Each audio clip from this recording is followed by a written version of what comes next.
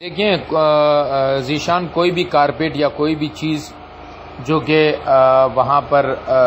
اچھی طرح سے اس کو بچھایا گیا ہے اور اس کا اٹھانا مشکل ہے، تو گیلا کپڑا اس پر پھیرنے سے وہ صاف ہو جائے گا، پاک نہیں ہوگا۔ پاک کا مطلب یہ ہے کہ اس پر نماز پڑھنا بغیر مصلی وغیرہ کے جائز نہیں ہوگا۔